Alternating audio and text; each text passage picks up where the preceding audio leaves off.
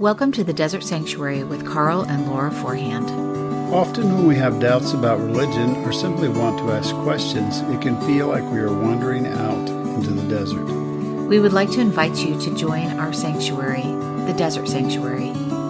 We've tried to pick guests that would resonate with and challenge us and our fellow seekers here in the desert. We believe that a key to the journey is to keep asking good questions, and we believe that all stories are sacred. Our hope is that you will find life and healing for your body and mind, and that you will be able to be where you are and be who you are. And now, here is our show. Hi, and welcome to the Desert Sanctuary. It's been a while. We've taken kind of a break, but we couldn't stay on break when Tia Levings has a new book coming out, so we had to make a brief exception here. And then we may be back on vacation for a little while, especially after my heart attack. Laura's not here today, so we're just going to do this. It would be much better if she was, but we'll do our best, right, Tia? We will. Welcome to the podcast. Thank you so much, and I'm glad you're feeling better. This is good. Good. I won't read Tia's complete bio. We interviewed her not too long ago about her first book and in general, but the first book is A Well-Trained Wife, My Escape from Christian Patriarchy. I read that book and it deeply affected me. I'm not a woman, but I've been encouraged to read women's stories, and I was in the fetal position at one point just crying from reading your book. It's just one of the best books I've ever read, especially concerning religion and all the things that happened. But her new book is called I Belong to Me, and that's what we're going to talk about today, A Survivor's Guide to Recovery and Hope After Religious Trauma. And I'm going to say just a few things, and then we'll get into the discussion. Like I said, someone encouraged me to read women's books, and Tia comes from the Quiverful movement, Doug Wilson and trad wife type of environment. And so her first book, the stories there were very real and helped us understand what women go through in that situation. But that the patriarchy hurts all of us, even men, and especially those men that kind of become the toddlers in charge and try to rule over the rest of us. Yeah. And I, for a while, was part of the problem as I was a pastor for 20 years. So I was becoming one of those toddlers in charge. And but I think also after, when people start through a deconstruction, I haven't talked this much in a while, so you're fine. When we start through a deconstruction, or I was taught to start something new, and so right out of deconstruction, we start trying to start new groups, churches, home churches, and all those kind of things. But the tendency there then is to do that without healing. And I think that's what this new book's about. I've read about half of it, and then I can't find it now. So oh no. but going into recovering and finding some hope after religious trauma. And religious trauma is not just sexual assault. It's not just physical abuse. There's so many more things that go into that, and almost all of us have probably experienced it to some degree or another. So I'm going to turn it over to Tia. And is there anything you need to say up front, or we'll get into the questions? I'll just piggyback on the last thing you said there. We are all living in a form of religious trauma because we're living in a traumatic and stable administration, and that's a strange place to start for people who are just becoming aware of what it means to live in trauma. Anything that's too fast, too soon for you to regulate and acclimate to and metabolize. And so the flood the zone, constant news, constant mayhem that we are living through right now with a religious underpinning, with a justification through faith, through a cherry-picked scripture, rationale behind it, qualifies, as a religious trauma. So I think we are careful with the word trauma because not everything is traumatic, but we are definitely looking at this extended period of time where we are, as a collective, suffering in harm that's done in Jesus's name, done with evangelical rubber stamps. And so from that point of view, I think my book actually has a lot more broad appeal than I expected when I started writing it. Thought I was writing to very specific church exile. And I love your point about the pressure that is there for people to recreate and find a new group and find a new church and reconstruct something because it's premature. What I was really driven to do initially before I even thought I could heal was to not fall back into another cult, not fall into another high control situation. And I actually did fall into 3 big high control situations unwittingly.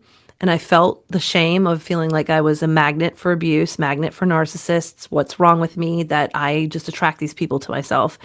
And it turns out there were patterns in my life that were making it very easy to exploit me or abuse me, take advantage of me. And I was not aware of those things. So when I set out to heal, it was audacious because the thinking at the time, this was in 2007, we didn't have a lot of language around religious trauma or deconstruction. It was just getting going online. And the idea was kind of like if you were broken, you would always be broken.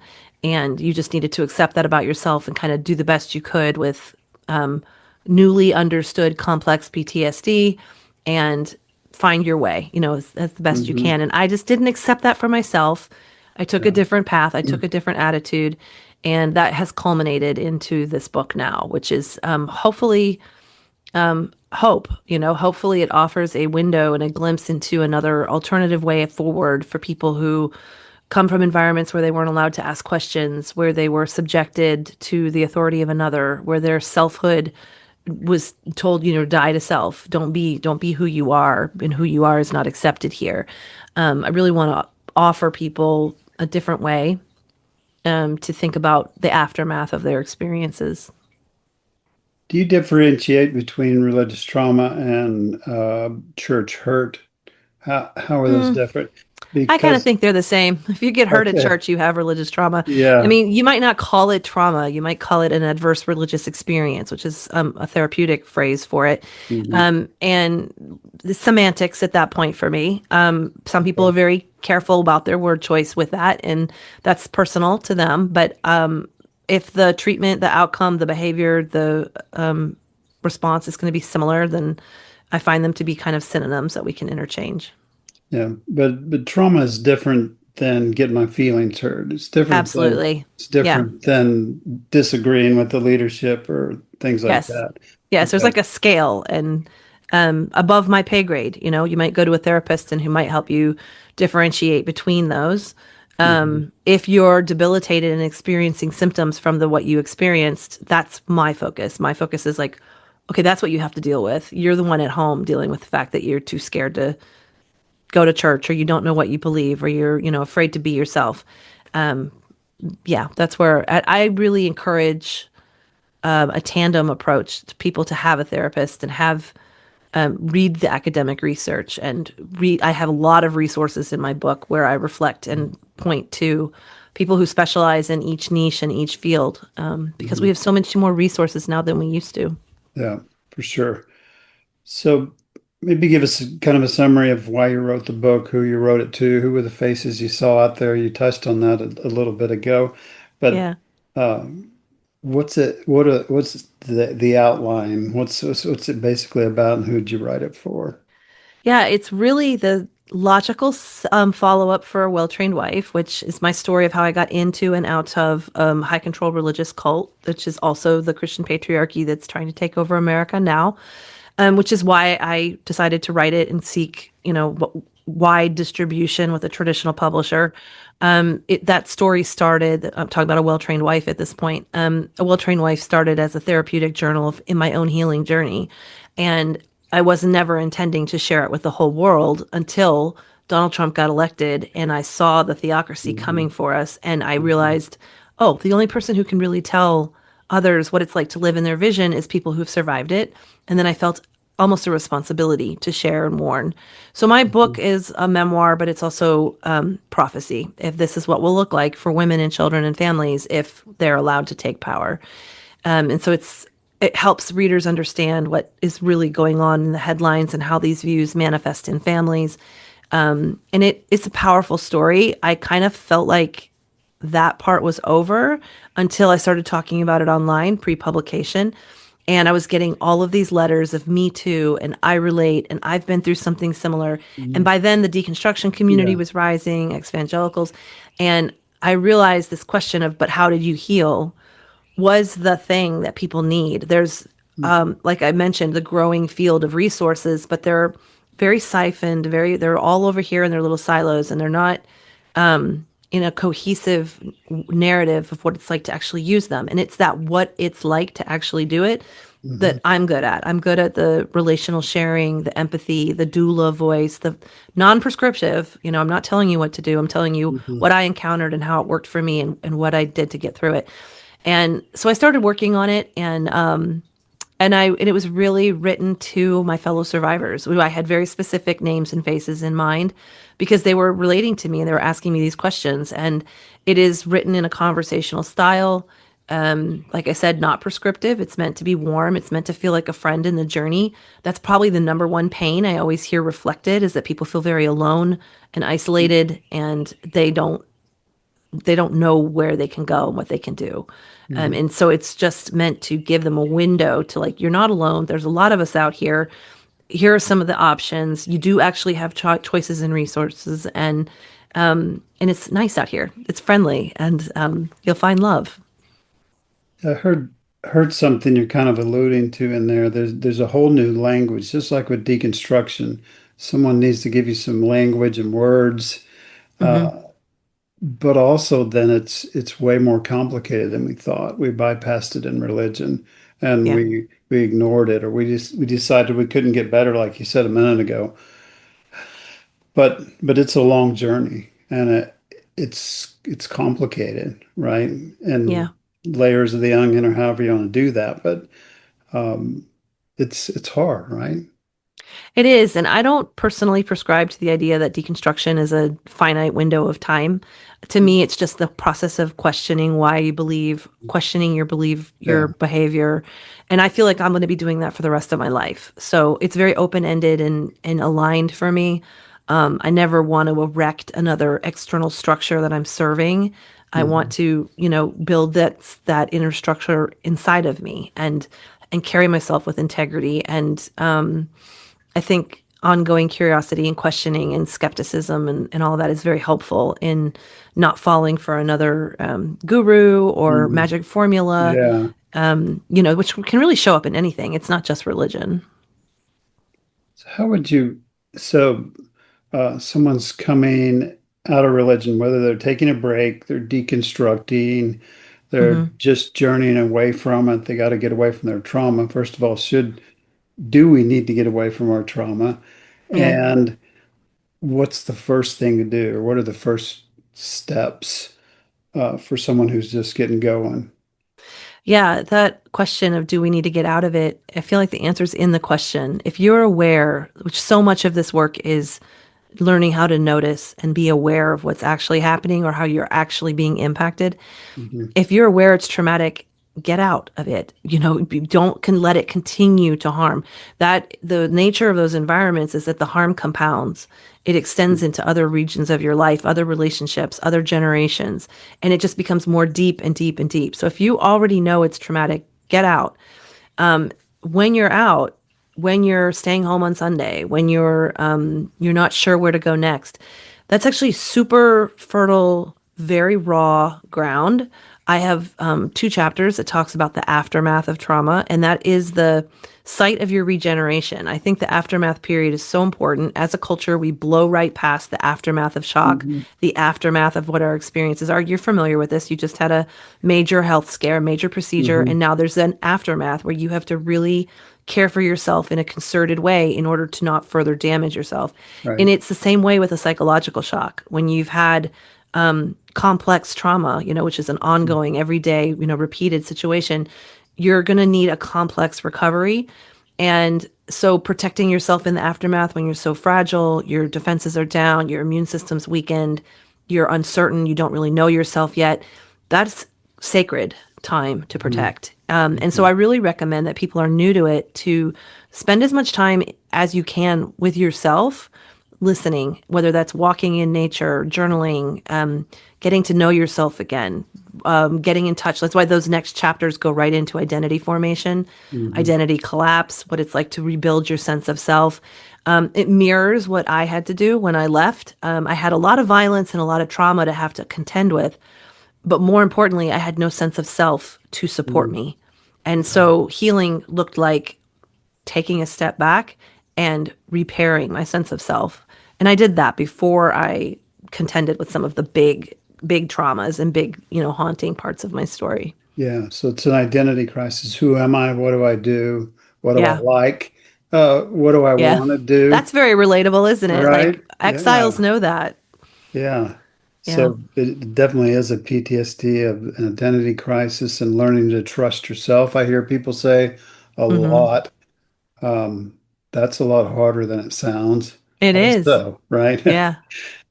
So what are some of the key elements of the book, some highlights as you think through the book, some things that if you had 5 or 10 minutes with Hmm. someone, what would be those big things in the book that you want to tell them? Yeah, it opens with "You're not alone," solidarity, because I hear that reflected so often. People feel alone and overwhelmed and unsure of.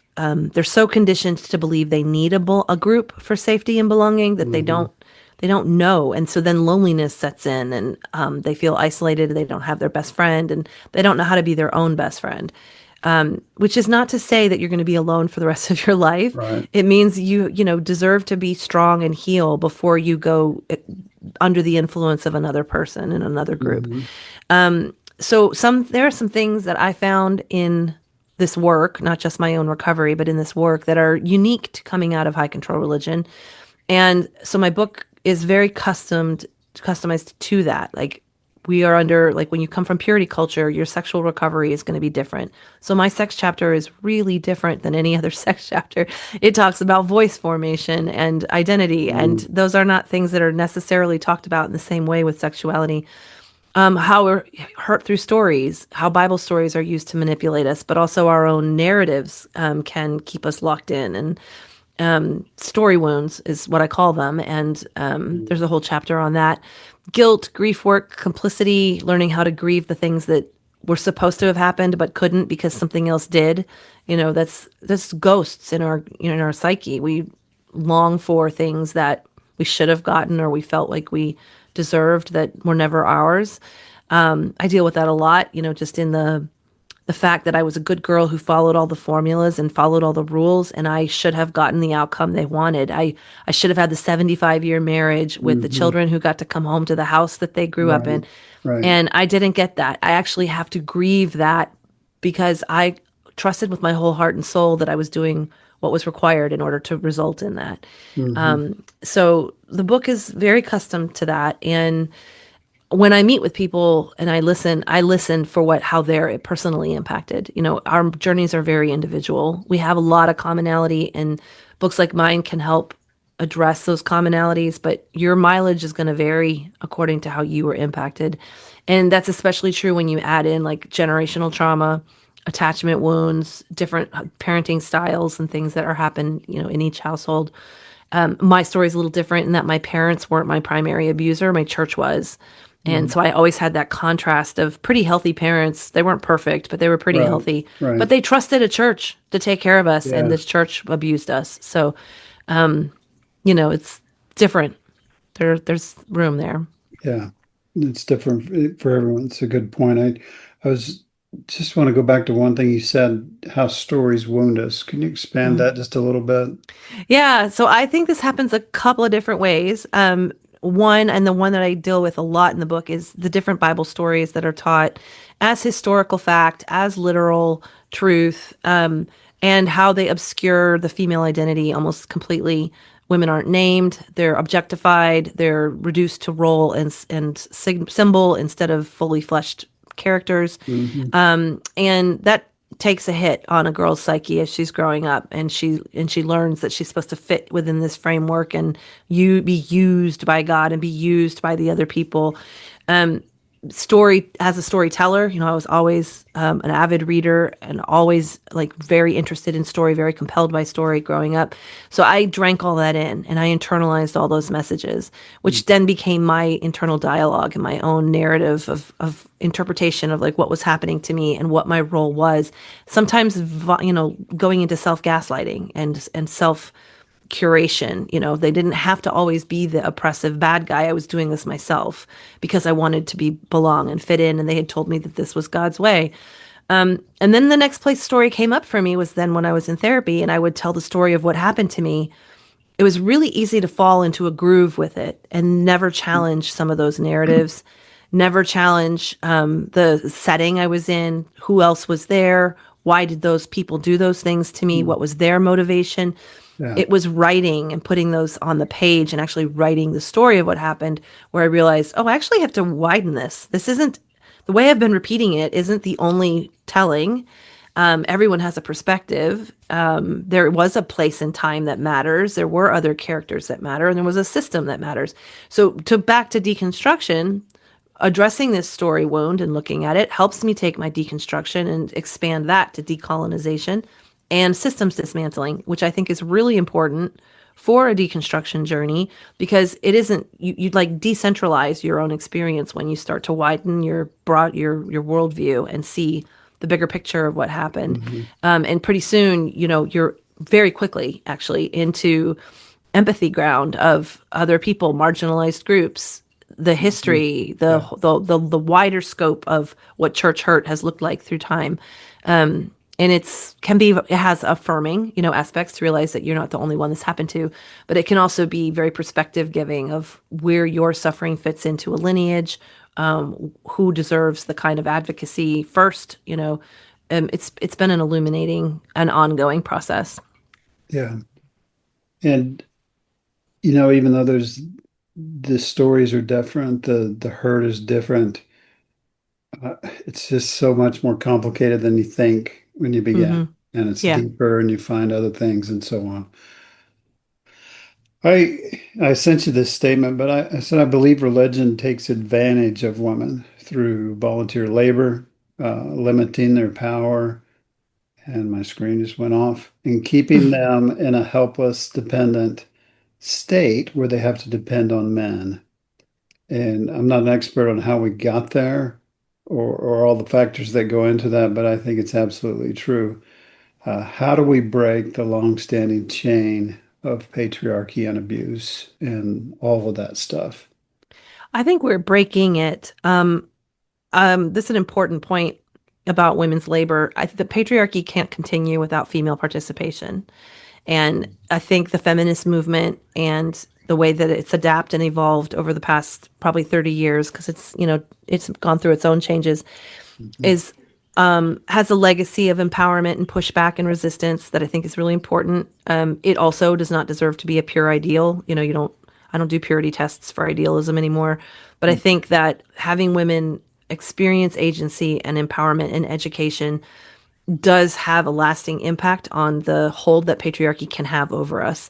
So it helps women step out and no longer volunteer for free, no longer, self-exploit to support the system.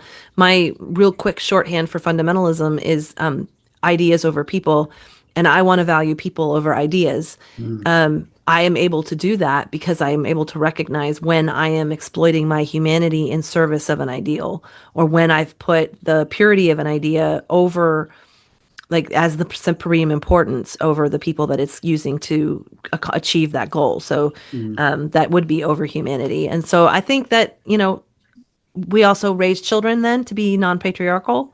That's the hand that rules the cradle, Yeah, rocks the cradle, sure, rules the world. sure. This is women claiming our power, standing in our Mhm. power, and men, and really important. I think that it's important. Something that gets obscured a lot when we talk about patriarchy is that there's really only one to a few alpha males on top of the whole thing. And then everyone else is Mhm. also in service. And men buy into patriarchy because it sounds like they'll have more control in their homes and in their immediate spheres.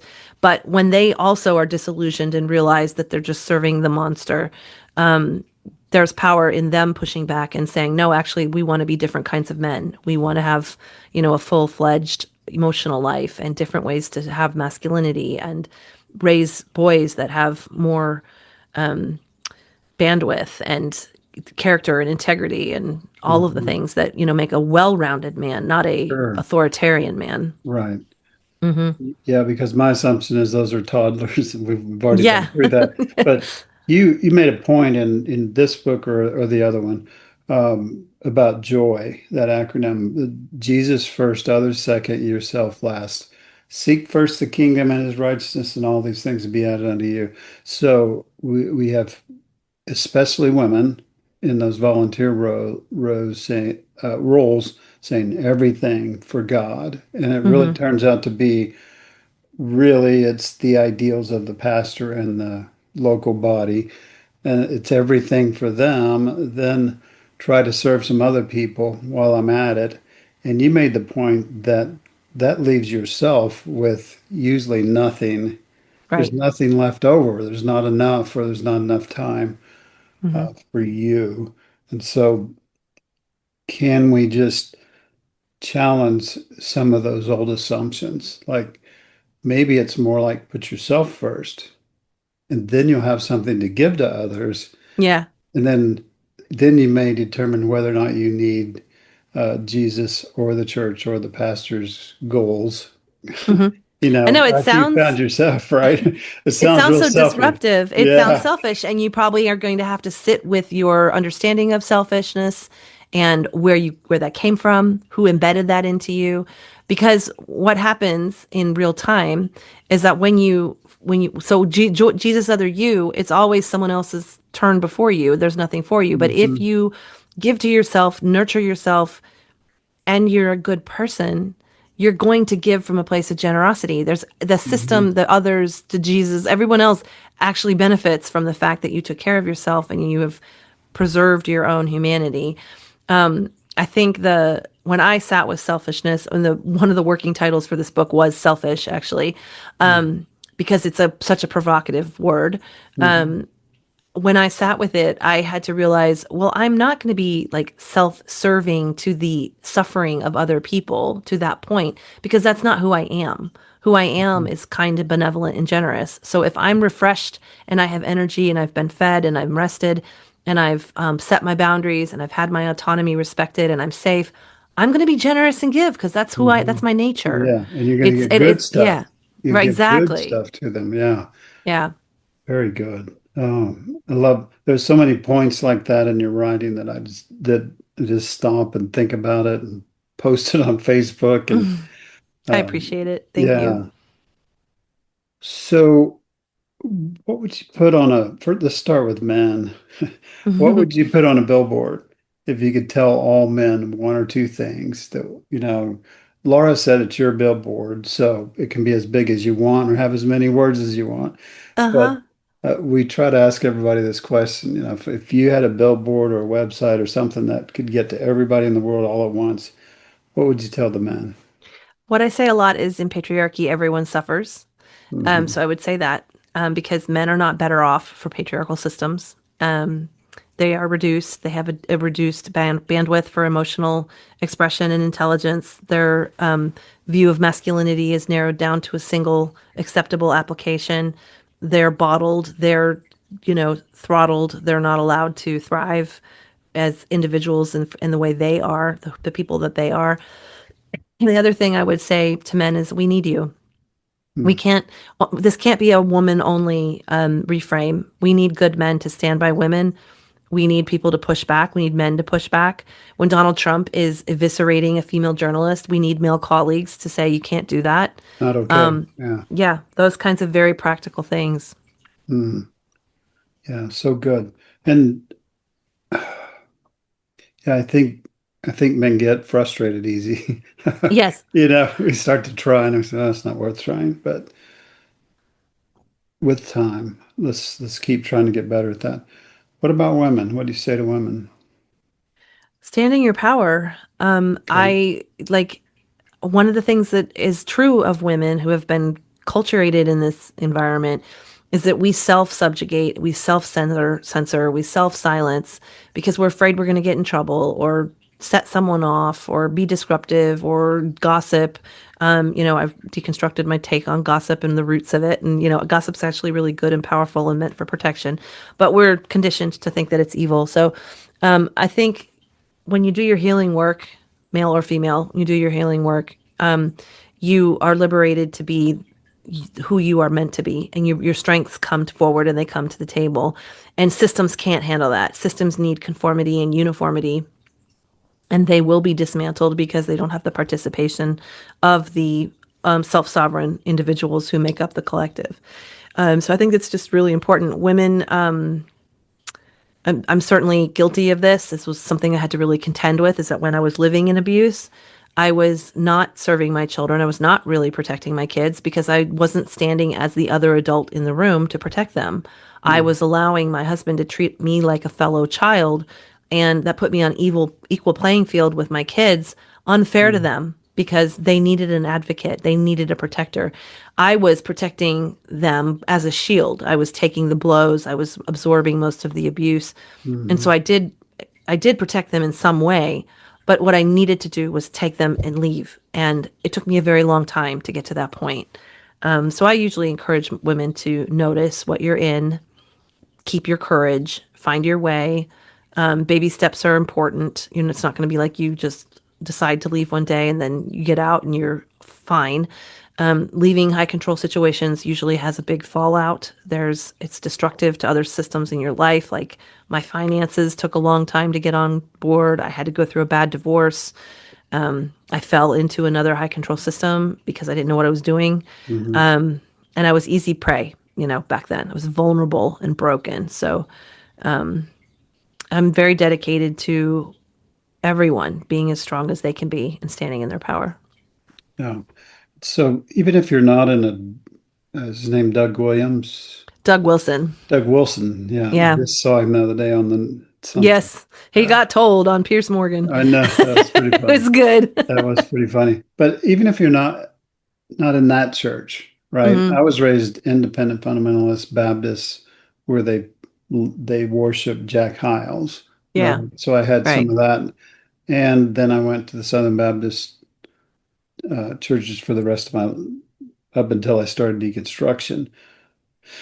So maybe someone's not in a really abusive situation, but we all kind of come from the same place.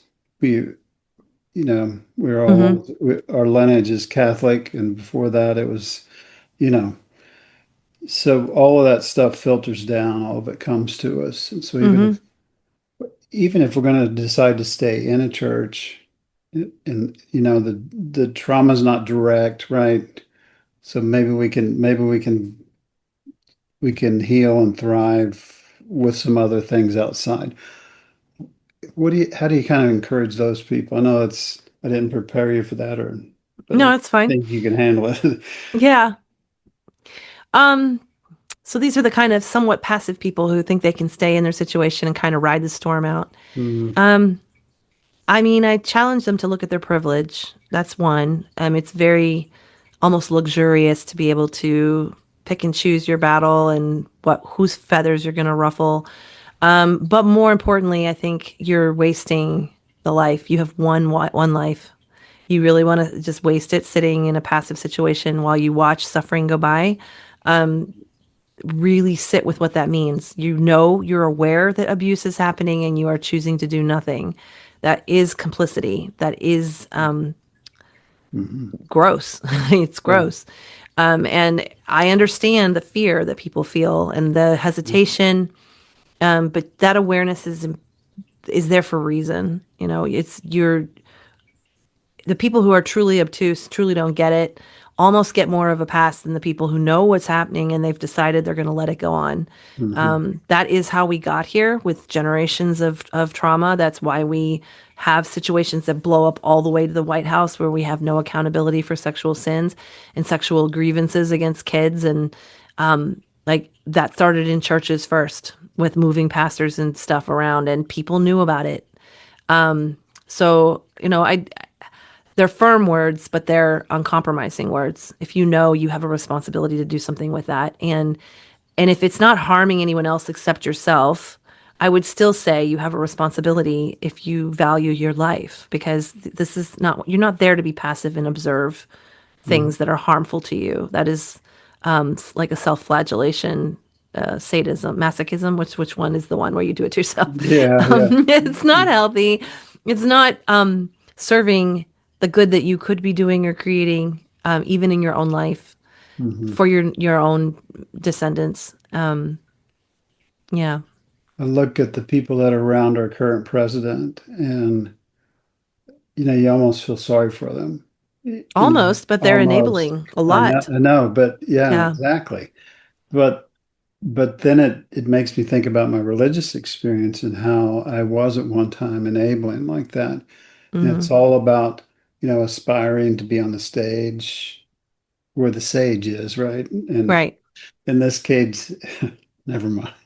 We don't want to get into that too deep, right? But it's that by staying and not saying anything, by Hmm. going along, by bypassing all the things you see, you are enabling, right? And you're giving power to it. You're giving extra bodies to it. You're giving volunteer labor and your money and your Hmm. time and your life, right? Like you mentioned. Right. I And love that point. validity. Your body is voting and is offering validity by your presence. You may be rubber stamping practices by your participation that you don't Sure. think you're agreeing with, but your reputation is involved. And I know that there's a lot of fragile ego at the heart of that. People want to be safe by being close to power. They want to succeed, and they have their own ambitions, and there's a lot of like reliance on tradition and history, and well, we've always done it this way, or things work out. I have family members who are MAGA, and they put a lot of stock in that cycles repeat and this will work itself out and time will pass and it's not that big of a deal. And I find that all very frustrating. It's like that's why those things never change, because the people Mhm. are content to let them never change. Yeah. And in the Yeah. meantime, people are harmed. People are hurting. Yeah. Yeah, exactly. So, Tia Levings, ladies and gentlemen, the book is called, I want to get this right, I Belong to Me, A Survivor's Guide to Recovery and Hope After Religious Trauma. Available for Everywhere. pre-order, and Hmm. Tuesday is the release date, right? Yes, May Tuesday, 5th. May 5th. Uh-huh. Okay, this should be out just before that. But Okay.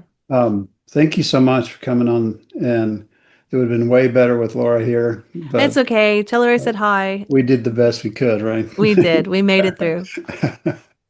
So thanks for coming on, and best wishes for the new book. I'll be promoting it, and uh, Thank you. hopefully a lot of people read it and benefit from it. I hope so. Thanks for coming on. Thank you.